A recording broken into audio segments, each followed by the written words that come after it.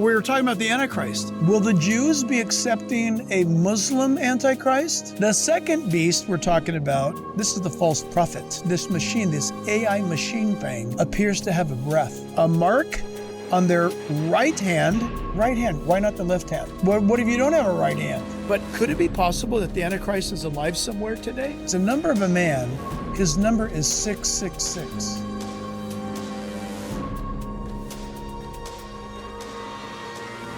What's up, church fam? I hope you're having a blessed day. I know I am. And if you're new to the channel, my name's David and I'm a firm follower of Christ. And I'm just trying to do my part to help spread the gospel message and hopefully help further his kingdom.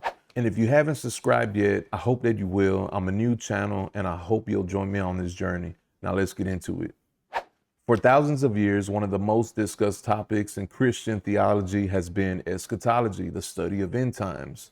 Who is the Antichrist? What is the Antichrist? What's the mark of the beast? And what is this beast system? Well, Jack Hibbs, in this video, he's going to get into it. So let's check it out and see what he has to say. Halt.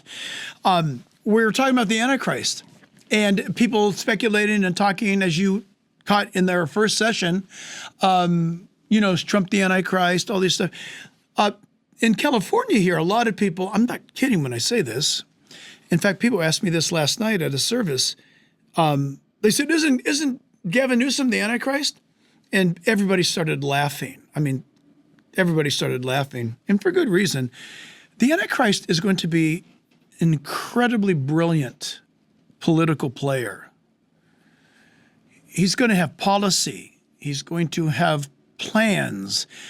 Daniel tells us that the Antichrist will deceive the world by peace and prosperity for the first 3.5 years.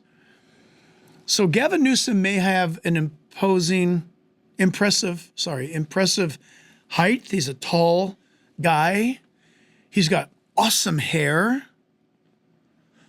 Gavin Newsom sounds like Batman, which I think is very cool. He should play Batman.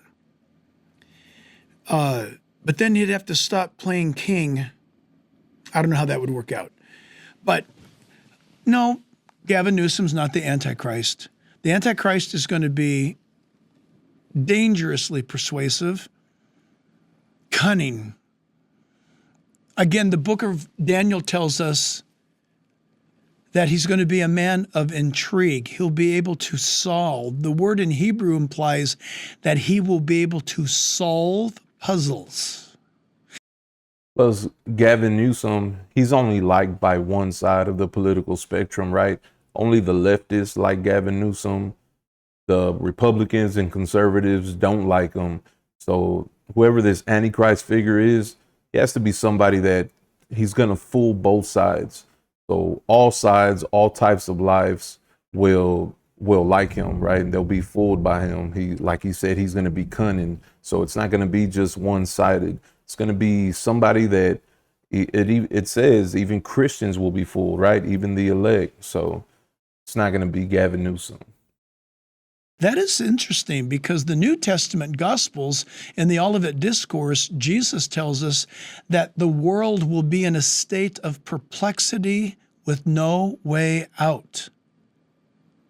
That's when the Antichrist comes on the scene and answers the economic and political woes of the world, and people will love him. If you were with us last time, you heard how much they love him. They love him. They'll love him so much they worshiped him. We're picking it up, you guys. Revelation chapter 13. And again, remember, everybody, you'll never ever to understand the book of Revelation unless you read the book of Daniel first. Please get that in your skin. If somebody wants to talk to you about the book of Revelation and tell you how it's all going to come down, and they don't know the book of Daniel, don't even listen to them. They're wasting your time, and they're wasting air. Verse 13, we pick it up. He performs great signs so that he even makes fire come down from heaven on earth in the sight of men. This is the deception of the false prophet. Remember, there's beast number one, the Antichrist. He's a man. Then there's beast number 2 who arises out of the earth. By the way, I should have mentioned this last time. The first beast, Mr. Antichrist, he rises out of the sea. The sea in the Hebrew mind is the sea of humanity. In the Hebrew mind, the sea refers to the Gentile nations. Think of that. Think that through for a moment. Will the Jews be accepting a Muslim Antichrist? I don't think so. Will the Jews be receiving a Jewish Messiah? A false Christ? It's possible, but it seems as though he'll be a very savvy Gentile. Maybe he's got... Yeah, and the way I look at it is, like he said, will it be a Jewish person, right? It would make sense that the Jewish Messiah comes, the person they think that the Jewish people think is the Jewish Messiah. If he's the Antichrist, could possibly be, but, then how would, let's say the Arab or the Muslims accept him, right? And it has to be somebody that's going to be accepted on all sides, because that's what the Bible teaches.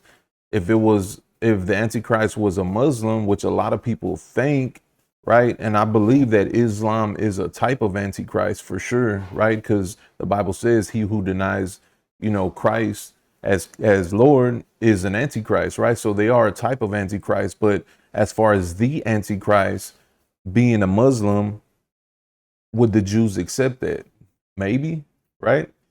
But then he gets into it here, the Antichrist he's not going to accept a God, right? He's going to claim to be God. And I don't think any Muslim is going to accept another man, claiming that he's God and not accepting Allah. So, he thinks it might be a Gentile. It's possible.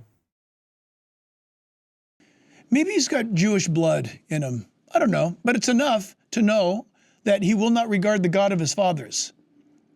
That is not a Muslim statement. That's not familiar among the Gentiles. That kind of trends more toward the Jewish mind of thinking, that the Antichrist will not regard the God of his fathers. So I personally believe that he is somewhat of a Gentile with some sort of Jewish access. I'll leave it at that. The second beast we're talking about, this is the false prophet. We do not know his lineage. We do not know his origin. Nobody cares in the Bible about it, but that he's a false religious leader. By the way, his time is very short-lived, because the first beast is going to turn on the second beast. But let's go on this. He performs great signs, so that even makes fire come down from heaven on earth in the sight of men. And he deceives those who dwell on the earth by those signs which he was granted to do in the sight of the first beast, telling those who dwell on the earth to make an image to the beast, who was wounded by the sword and lived. So I hope I'm not losing you. Beast number 1's the Antichrist. He appeared to be mortally wounded in Revelation 13. But he wasn't mortally wounded. He appeared to be on CNN or TV or streaming or YouTube. He appeared to be dead. But he's not dead, and the world will wonder, oh my goodness, and the world will worship him. The second beast is the religious leader, and he's the guy that's really stoking the religious fervor during the tribulation period, calling upon people to give allegiance to the first beast, the Antichrist. So there's the Antichrist, and then there's the false prophet, okay? Notice how he says they make an image of the beast, right? An image of the beast. And everything that the evil one does, he always tries to copy God. And, he does it in an unholy way, of course, right? but they make an image of the beast. And what is Jesus? Jesus is the image of God, right? Jesus is the image of the Father. And in that way, they make an image of the beast, right? It's always opposite to what God does. He tries to mimic God, and he uses these tactics to try to fool the people. So it's just, it's something interesting that comes out a lot. Granted power to give breath to the image. Wow, think about AI right now. Think about the image is some sort of idol, something statue-like, something mechanical, something man-made. So think about this for a moment. This is thrilling, isn't it? Isn't it awesome that we're reading a 2,000-year-old book, and it's telling us right now in verse 15 that there's going to be a robot built. There's going to be it's going to be shaped like a man. It's going to resemble the Antichrist because it's built in his honor, It's going to and it's come to going to be life. dedicated. Hey, kind of sounds like Daniel, right? Remember Shadrach, Meshach, and Abednego? Do you remember Nebuchadnezzar's statue? Think of, wow, what was everybody told to do? Bow down and worship the statue. If you don't, you're going to be killed. Sound familiar? Wow. But listen to this. So the second beast, which is the false prophet, he was granted power to give breath to the image of the beast, that the image of the beast should both speak and cause as many as would not receive the image of the beast to be killed. Folks, this is awesome. Somehow a mechanical invention of technology will have the software or the cloud available to it with some sort of maybe Android type of technologies where when this image looks across humanity over the masses of people, it is able to detect who's got the mark of the beast and who doesn't. If you have the mark. What's crazy about this is that if you think back to the earlier centuries, right? Shortly after Revelation was written, up until now, right? Before the generations of internet and robots and mechanics and all these new technologies that we have now. If you think back, how did they interpret this part of the Bible, right? I remember when I was younger and my mom used to read me Revelation, and she used to go over these parts, and she used to say this statue was going to come to life, right? And she wasn't thinking a robot. Right now, it's common. We have robots everywhere, right? But even try to think way back, even before, right? 1900s, 1800s, even before then, when they read this, the only way they could have thought was there must be this statue that was going to come to life, right? They wouldn't have thought maybe it was a hologram or maybe a robot with some artificial intelligence. That wasn't even in their mind back then. So as time progresses, we see that the Bible becomes more true as time goes on. Even with the whole beast system, getting the mark of the beast, how did they interpret that back then, right? If they're reading it and they're saying, I'm in America, the year's 1800, I'm in the United States. If I don't get the mark, how are they going to know that I don't have the mark? If I'm in one country, this is going on in another country, right? Of course, it's going to spread worldwide, but how are they going to find me in order for me to not go buy, sell, or trade, right? And now you see we have digital currency, right? We have cryptocurrency, and that's the direction the world's moving in, right? So it's like the beast system is unfolding right in front of our eyes. But back then, how could they see all this, right? They knew it was going to happen because they believed the Bible to be true, the early Christians. But could they ever have seen this, right? Could they ever have seen that there was going to be this type of digital currency that, they're able to shut you down, at a snap of the fingers, right? A click of the mouse, or however. They're able to read to see who has a chip inside of them, if that is what the mark is, right? I mean, You know, it's just as time goes on and as time unfolds, the Bible just starts proving itself true and more true, right? And this is coming from John on the island of Patmos as a prisoner, right? He's getting these revelations from Jesus and he's describing it the best way that he can, right? So that's why the book of Revelation, it sounds crazy, right? There's all this crazy and wild imagery. And I mean, he's seeing into the future. He's seeing into the future with a mind from the past, and he's trying to describe the events that are unfolding in front of him. So that's, you know, that's why it's just the imagery sounds so crazy in it. But yeah, I always thought that that was real interesting. Clearly, the signal comes back to the image, and you're okay.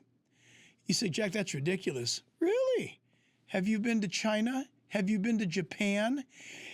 Have you been to Korea? Have you seen some of these AI displays at the corner of intersections where there's also facial ID recognition of you walking across the sidewalk and the camera sees you? And in China, the camera gives you your social score. You are judged by a machine And the in technology's China, been and around. it gives you your social score that you're a good, law-abiding communist. You do everything exactly the way that we tell you. You haven't lost any points. You've got great numbers. You're an accepted citizen.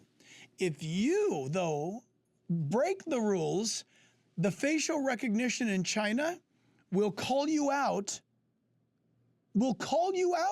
and it's all done by AI. And the Bible talks about this stuff. Crazy. Amazing. And this machine, this AI machine thing, appears to have a breath. It says that the second beast, the false prophet,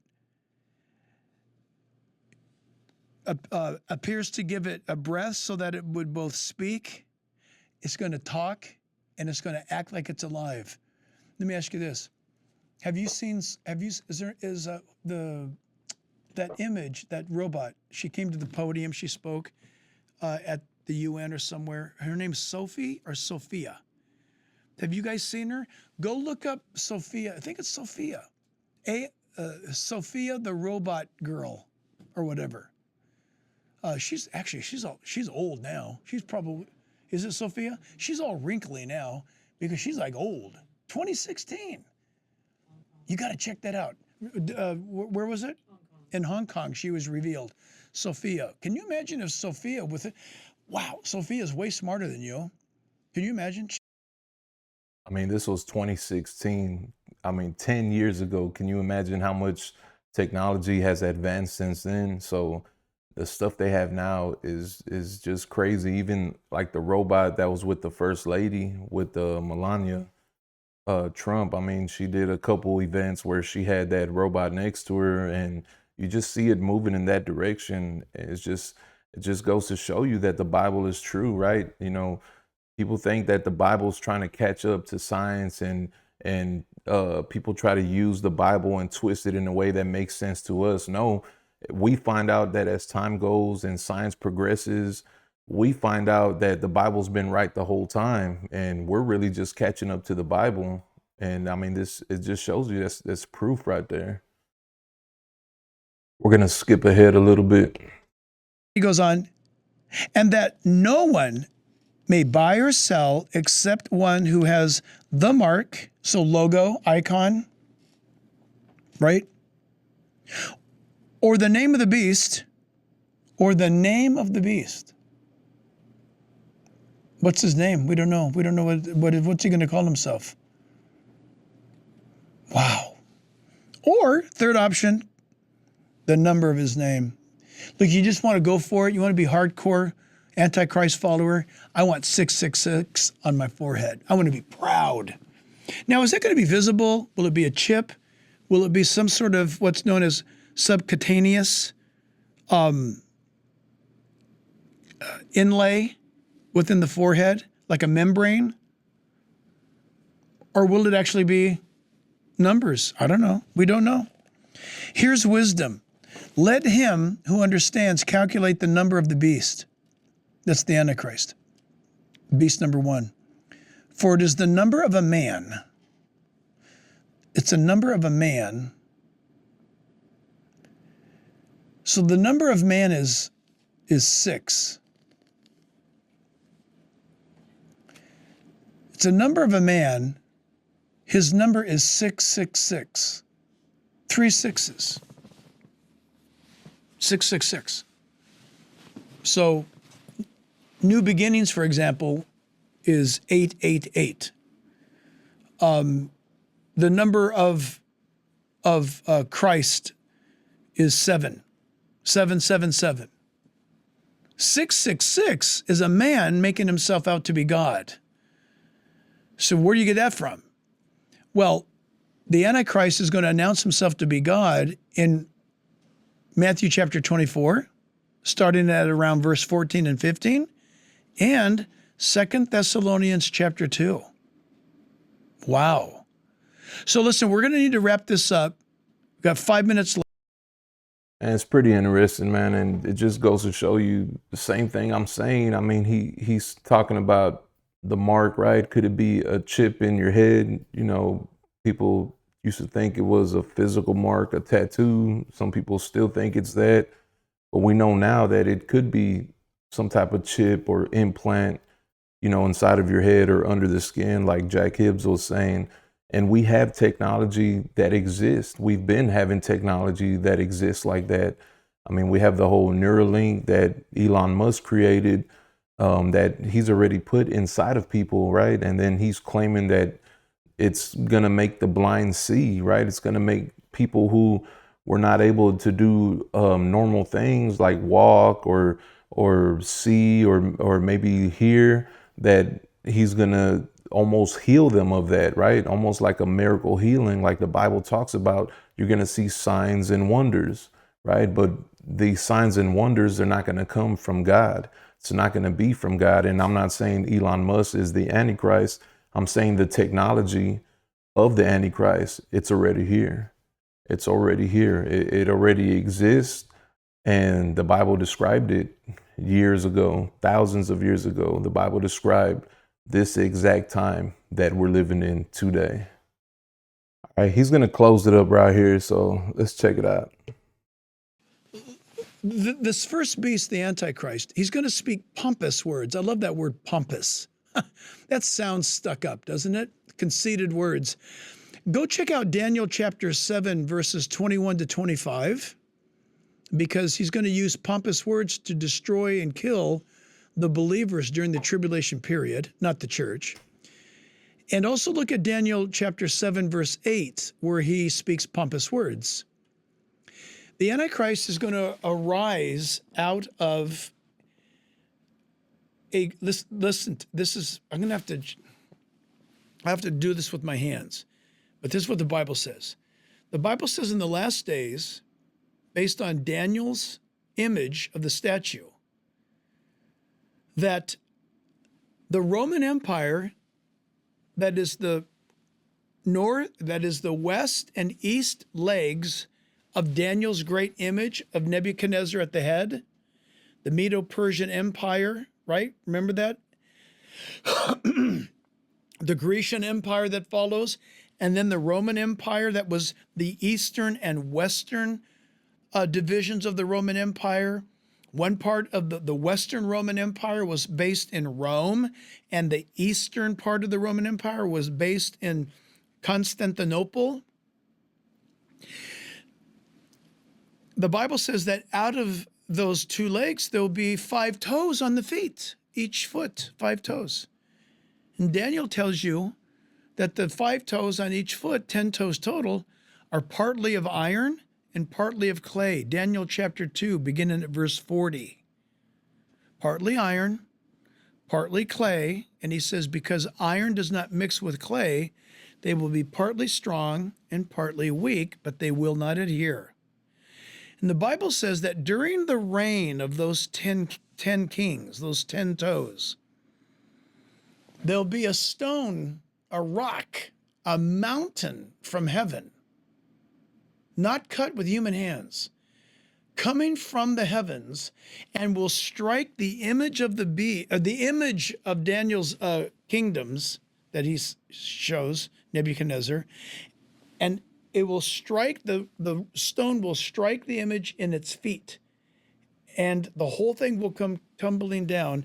And it says during the reign of those 10 toes, that's when the rock comes from heaven and strikes the governments of the world represented in the 10 toes. And that mountain grows up into a great, great kingdom for 1,000 years. It's the reign of Christ in the second coming.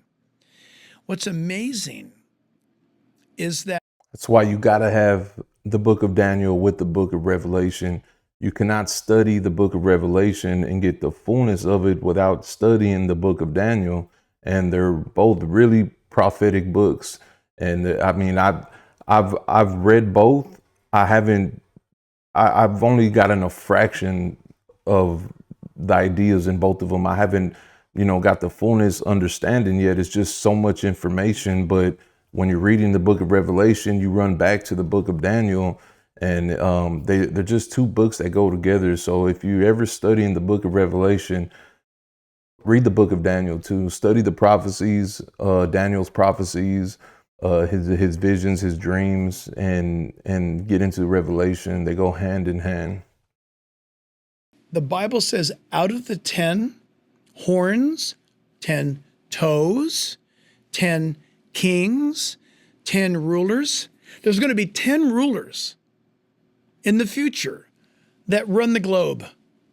We don't know how many nations there'll be. It's irrelevant. There's going to be 10 rulers that are somehow the board. I'm making this part up now. They're like the board of the world. They sit on the board of all power. They are the representatives of the nations of the world. They are 10. And they're going to call the shots. And then the Bible tells us that the Antichrist, he's not even in the group. He doesn't even appear. He's like a nobody. And it says out of the 10, he's going to arise and he's the 11th. It calls him the 11th. And he will subdue. He by intrigue. And it says that he will take 3. So out of the 10, there's going to be 3 predominant leaders that are the most vocal, most influential out of the 10. The 11th horn rises up, takes out all the others, goes after the 3, and subdues them and rises to power. He's the Antichrist. That's the guy. Revelation 13. He arises out of obscurity. It appears to be from the ancient Roman Empire, either west flank or east flank. We don't know. But he will arise out of those toes, the 10 that came from the legs. The 10 toes is what's going to be forming, if not already, in the world of the deep state somewhere in the universe here. Who knows? But could it be possible that the Antichrist is alive somewhere today? It's possible. Will I know who he is? Nope. I'm fully convinced the Bible teaches me I won't know who he is. I mean, if I do know who he is, I'm going to know that in. And he's obviously saying that because of the rapture, right? He won't know who the Antichrist is because he holds to a pre-trib rapture, meaning he'll be raptured before tribulations. But man, it's an interesting video. I'm gonna leave it right there because, the video's already like 30 minutes long, but we pretty much went through all of it. And it's just real interesting that the Bible's talked about all these events that are gonna happen a long time ago. And like I said, as technology increases and time goes on, we can see these ideas come to life, right? In the times and generation that we're living in now. And I feel like it's a lot of stuff that people back then couldn't even possibly imagine, right? They couldn't imagine how an image of a beast would come to life, or how the beast system would work, or how people would have a mark on them that they would be able to know who has this mark across the world and who doesn't have this mark. So just goes to show you that, the Bible is true, and everything that was written, Everything that was prophesied will come to pass. We know that for a fact, that it will come to pass. So the most important thing, like I say in every video, is your salvation. Are you right with God? And you don't want to be around for these times, right? I know I don't. So that's the most important thing is, do you have a relationship with Christ? Have you given your life to Christ? Have you accepted the grace that Christ offers, right? And if you haven't, the time to do it is now, right? Like we said in the last video, what would you do if Jesus was coming in the morning? What would you do with your time? If you're not ready, you would want to start getting ready for that, getting ready for his return. Well, that's what we should be doing right now. We should be ready right now. If he came right now, we should be ready for it, right? Because once he comes, it's too late. So like I always say, that's my prayer for y'all. If you're not saved, I pray that you get saved and that you come to know Jesus for who he describes himself to be, the King, the way, the truth, and the life. So pray for me. I'll be praying for y'all. I love y'all. I'm out.